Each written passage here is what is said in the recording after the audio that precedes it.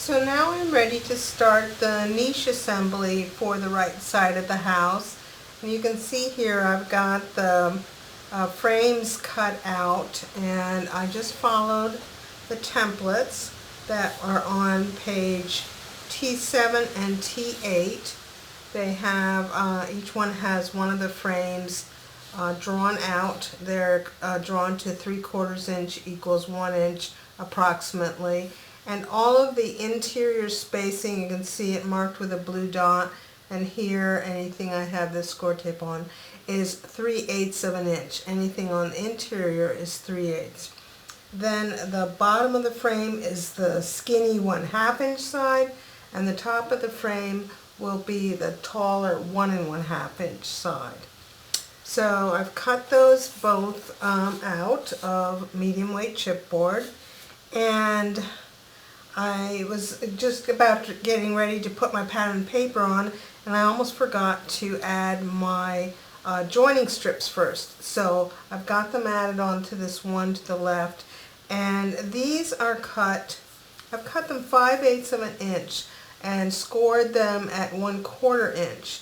And the 3/8 inch side is going to get attached to the outside of the front of the frame, so that this little skinny, I think you can see right here, this is the little skinny 1/4 inch side that's here, and that's what's going to help us be able to inset it into the house. So I'm going to put these strips around the outside of this panel, and then I'm going to cut my pattern paper to the same size that the niche frames were cut, and I'm going to use this paisley paper again. I think it goes with any color I might choose for to frame out the inset that comes on top. So that's what I'm going to use. So I'll do that and cut out my holes, and then I will be back.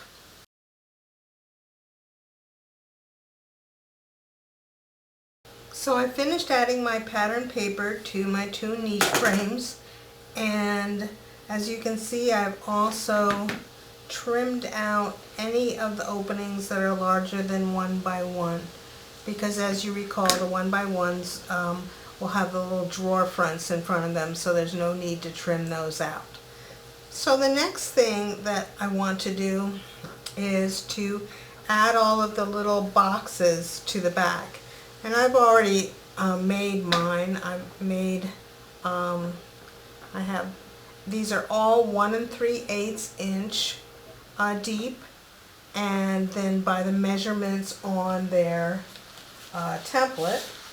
So for instance, here on this side, we have 2 up here that are 1 by 1, then we'll have 3 over here, and then we'll have 4 down here.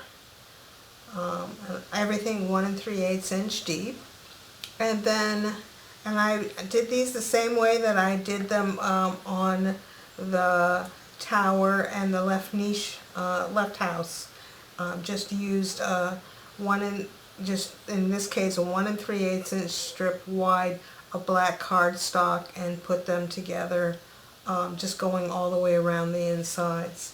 And then for the places that we're going to have our little decorations, instead of using black cardstock around in those, I've used a cream colored cardstock, and just to show off what's going on in those areas a little bit better. So again, I just cut my strips 1 3/8 inches wide, then used butt joints to put them together, and went all around. So then it's just like when we made the other ones. It's a matter of taking and using some wet glue to line these up. Now I'll probably use my same little system that I had before, where I'll put wet glue on the top, and then I'll bring this down to meet it. That seems to work about the best for me. So I'm going to add all of my little boxes, and I'll let that glue set up, and then I'll be back.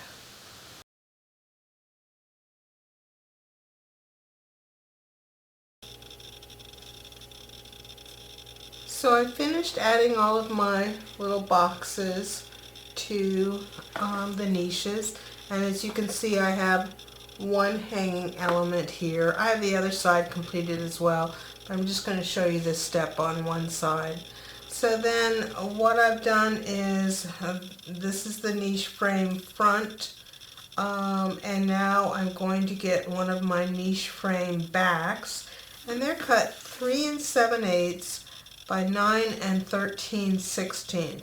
And the reason for that odd measure is that on the back here, we want to have the bottom edges even from the front frame and the back frame. And then that extra 16th allows us to go and capture that top little section of our box, so that the top edge of the back is even with the top edge of the chipboard right here. So, and I think you can see that I have mine on here with some temporary tape. And the reason for doing that is so that I can trace out the openings for the large niches, because I'm going to put some decorative paper behind them. So I will do that, and then I'll be back. So now that I've drawn all my openings, and I'm not sure if that shows up on the camera or not, but I can see the pencil mark here. I'm going to measure these openings, and I'm going to allow about 1/8 of an inch to come over the open edge. And of course, anything that continues all the way to the edge, I'll measure to the edge. So for example, down here at this bottom one, I'm going to measure from the outside edge here, and then come 1/8 of an inch past the line I drew. So this is going to be 1, 2, 2 5/8 inches wide, and then coming 1/8 of an inch past both the top line and the bottom line, I've got it to be 4 inches tall. And so the middle one, the width of this chipboard is 3 7/8, so of course the width of our paper will be 3 7/8.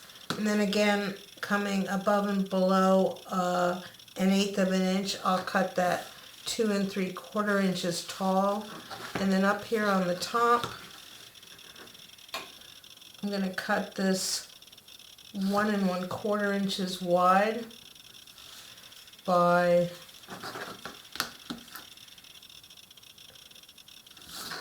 2 5/8 tall. And I'll just, double check your measurements. Depending on what paper you're going to use, some of your paper may be in short supply. And I'm going to use, I think, things that either are close to solid or read as solid, just sort of that all the little doodads show up. But of course you can choose whatever papers you desire.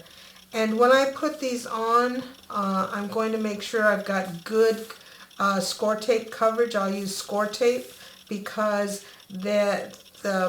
each of these little boxes gets glued to the back here, and we want to make sure that we retain our integrity, and if the paper isn't solidly attached there, then the back doesn't get solidly attached. And also in some of these niches, I have things that get glued to the back, so that's another reason for wanting to have the paper on very well. So I will use what I call my abundant score tape on the backs of these papers, and then repeat that for the other side. And then I'll be back.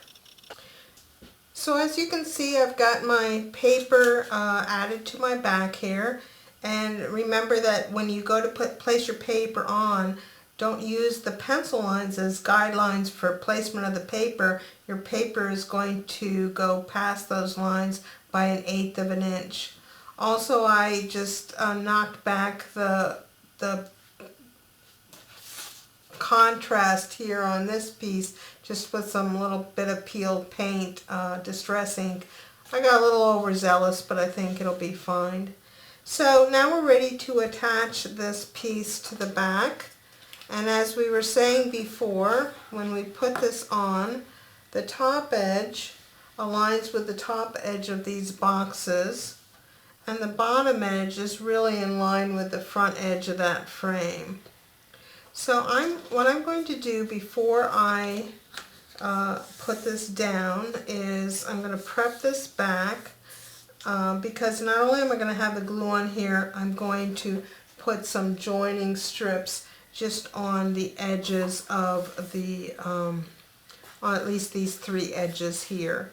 So I'm going to prep those joining strips, then put my glue down on all my little edges, put this down, and then the joining strips will come on, and I'll allow that to set up and dry.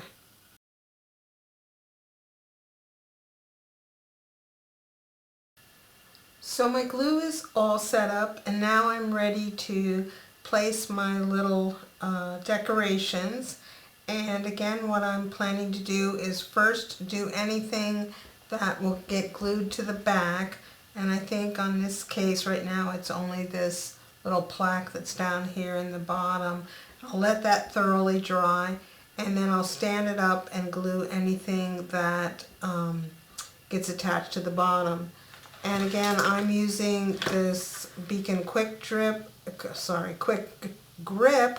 and or else E6000 is what I would recommend for any of these kinds of applications. So I'm going to finish up this one and then the second one for the right side of the house, and then we'll be back.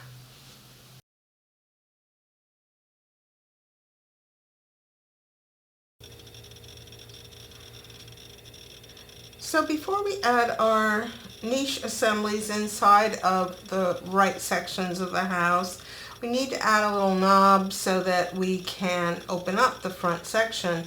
And again, I'm just using one of these little Tim Holtz hitch fasteners. And I'm going to put it right here beside the dormer, kind of just centered there. And I'll have to use an awl to poke a hole because obviously we can't reach in with any tool to get to that. So now we have our little knob, and that will allow us to pull this section open.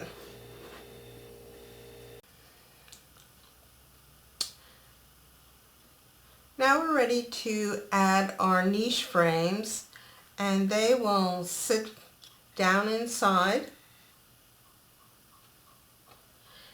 And unlike the ones in the tower, these may sit back a little bit further than the width of these 1/4-inch tabs that we have on each side. So you just want to kind of dry fit this and kind of see where that sweet spot is. And I'm looking to make sure that the lines of the tabs stay parallel with the edges, and that the distance on one side is the same as the distance on the other side.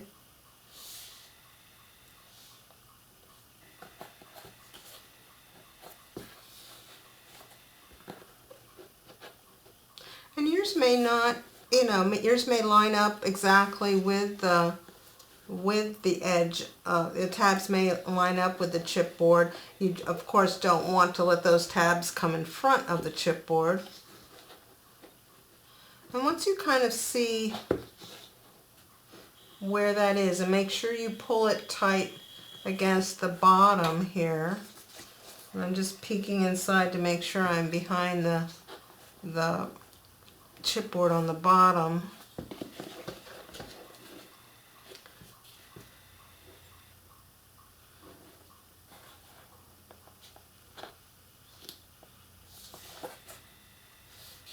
And with all this black on black, you want to just double check that you're looking at the right spot.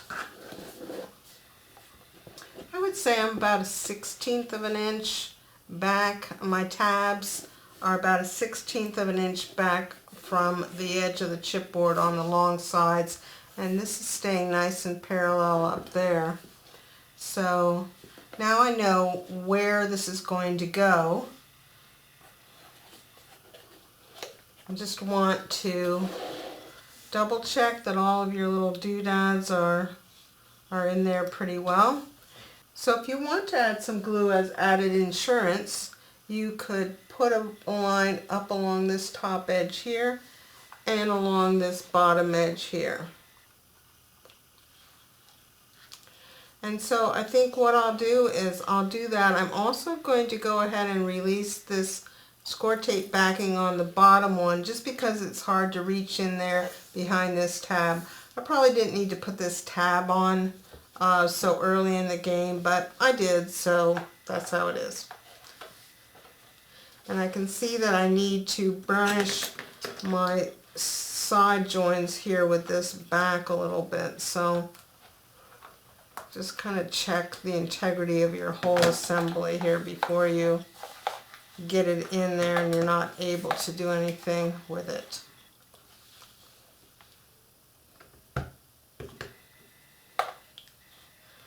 Now on this bottom tab that I have removed the backing from, I've made sure that that is up and out of the way.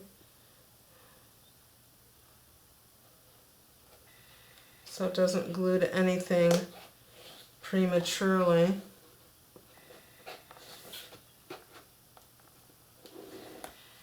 And now it's a matter of lining up my edges here.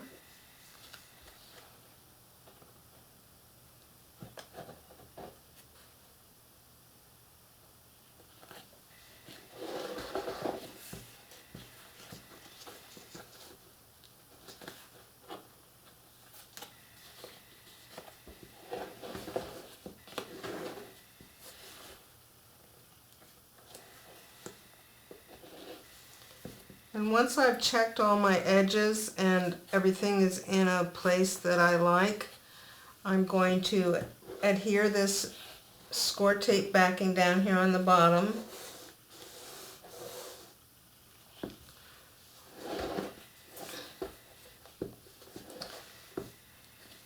And then I'll put the other tapes on as well. So now I have all of the 1/4 inch joining tabs securely attached to the inside of the house, and I've done a thorough burnishing on that. And so now we'll just set this side aside and do the same process on the other section of the right house.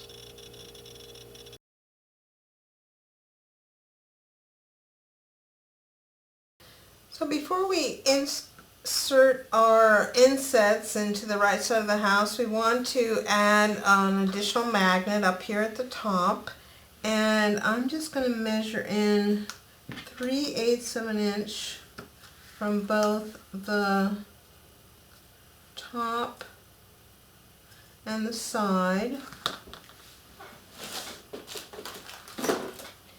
And then, as I've done before, I like to inset these a little bit, so I'm just going to take my little template and draw a circle slightly bigger than 3/8. I guess it's 7/16.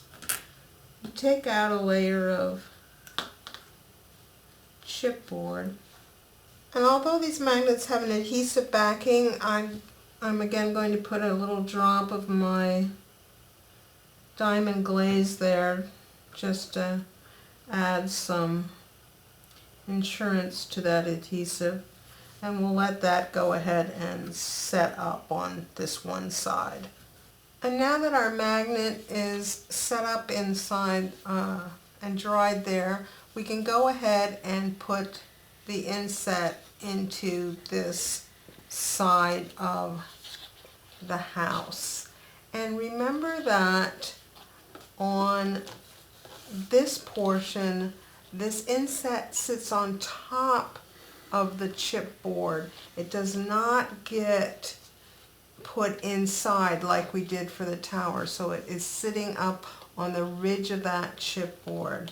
Now it might fit underneath it up here at the top. So what you want to do is to, well, dry fit first, and it should slide down, and this may be difficult to see on the camera, but the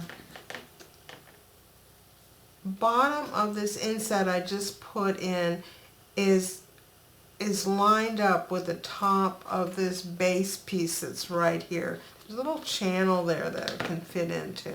So we want to make sure that that's sitting down there, and then we'll look to make sure that our frame is resting on top of the chipboard sides, and then up here at the top it should just kind of fit in. So I'm going to remove my tape backings and go ahead and get this inset put in place. So now we're moving on to the stationary part of the house, and I'm going to put the inset frame inside of here before we attach the magnet, and that's just to make sure that we get the magnet lined up exactly. So I'll follow the same procedure to get the frame in here, making sure it's solidly against the bottom and aligned left and right, and remembering to keep it on top of the chipboard when we work on the sides here. So to make sure that I get the magnet in the right place on this side, what I'm going to do is take a couple of pieces of just cardstock and lay them on top of the magnet we're working from. And then I've removed the adhesive backing from the matching magnet, and I've just put it right there on the side. And then what I'll do is carefully get these two sides aligned, and when I do, I'll put some pressure on this, and then that adhesive should stick to this side, and we'll know where to put our magnet. So once I have that done, I can use these two pieces of cardstock to help me to separate this without moving that magnet.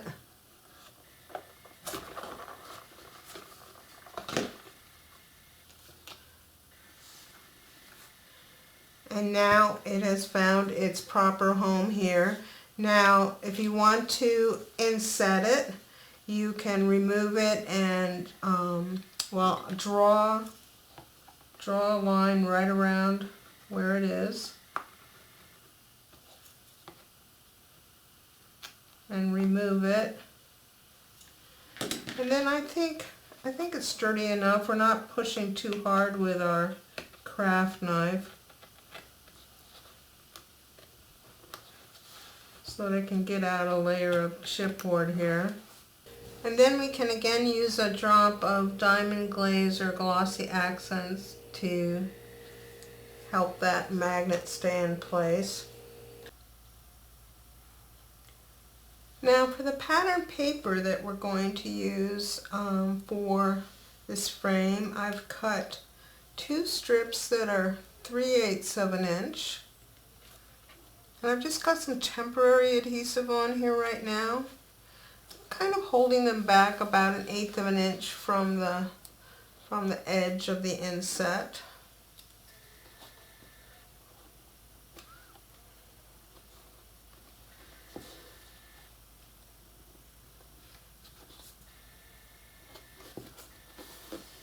And then for the top, I have a piece that is 1.5 inches wide, and again I'm holding that back from the edge about 1/8 of an inch, and it's 5 3/8 inches long. And on the top, the bottom, I only need a piece that's about 1/2 inch long, because the foundation paper will come across the bottom.